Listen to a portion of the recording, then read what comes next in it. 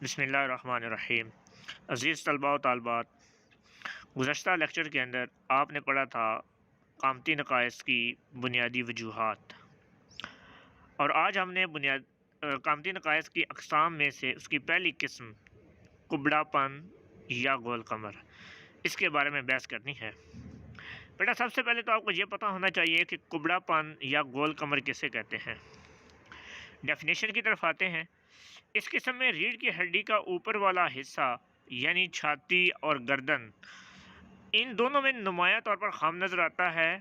Sir और गर्दन आगे की तरफ झुके हुए नज़र आते हैं, जिसकी वजह से छाती अंदर की तरफ धंस जाती है और पेट बाहर निकला हुआ नज़र आता है।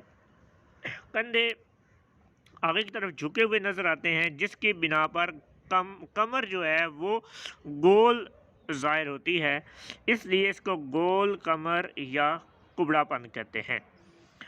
अब इसके साथ साथ इस वजह से यही वजह है, यानी कि उसके कंधों का जो गोल हो जाना, यानी कि कंधों का आगे की तरफ झुक जाना, जिसकी बिना पर उसकी कमर के अंदर एक कुबड़ापन ज़ाहिर होता है, गोल सी दिखाई देती है। यही वजह है कि इसको हम गोल कमर कहते हैं।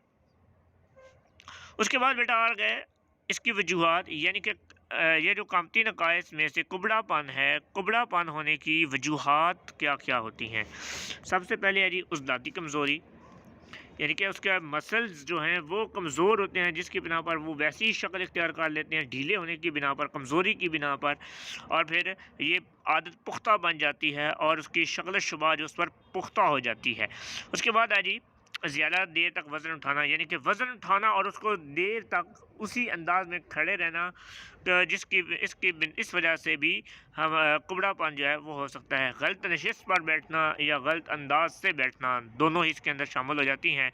आगे झुक कर काम करना, जिस तरह के मैंने आपको पहले भी बताया था कि अक्सर स्टूडेंट्स क्या करते हैं कि पेपर करते हुए अपने फेस को बिल्कुल अपने हैंड के करीब, अपने पेपर के करीब, अपने रजिस्टर के करीब लेके चले जाते हैं, और ये फिर उनकी आदत बन जाती है, और फिर होमवर्क करते हुए, काम करते हुए, लिखते हुए बहुत ज़्यादा झुक जाते हैं, और जिसकी बिना पर ये जो है कुबड़ापन का नक्श जो है वो हमारे अंदर बन जाता है। उसके बाद आगे की तरफ गर्दन झुकाकर चलना। आगे की तरफ गर्दन झुकाकर चलना ये भी है कि ज़्यादा चेहरा नीचे करके चलना, इस बिना पर भी कुबड़ापन की हो जाता है। क्योंकि फिर इस तरह हमारी चलने की आदत हो जाती है, और रोज़मर्रा जो है हम ऐसे ही चलते रहते हैं, और ये आदत पुख्ता होते होते फिर हमारी जो बॉडी है वो यही शक्ल सूरत इख्तियार कर लेती है। उसके बाद है जी ऊंची एड़ी वाले शूज़ इस्तेमाल करना। अक्सर ख़वातीन जो हैं वो ऊंची एड़ी वाले शूज़ जो है वो इस्तेमाल करती हैं, जिनकी बिना पर उनके अंदर क़ामती नक़ाइस पैदा हो जाते हैं। उसके बाद है इस्लाही वर्जिशें। इस्लाही वर्जिशें कौन कौन सी हैं जी? इस्लाही वर्जिशों की अगर हम बात करें, कि मैंने आपको पहले बताया था कि क़ामती नक़ाइस से बचने के लिए वाहिद हल जो है वो फ़िज़िकल एजुकेशन है, एक्सरसाइजेज़ हैं। मेडिकल के अंदर इसकी कोई ट्रीटमेंट नहीं है, या कोई टैबलेट्स वगैरह या कोई ऐसी चीज़ इसके ट्रीटमेंट के अंदर नहीं होती, सिर्फ इसकी एक्सरसाइजेज़ ही होती हैं। जो लोग इसकी एक्सरसाइज करते हैं वो इनसे महफूज रह जाते हैं।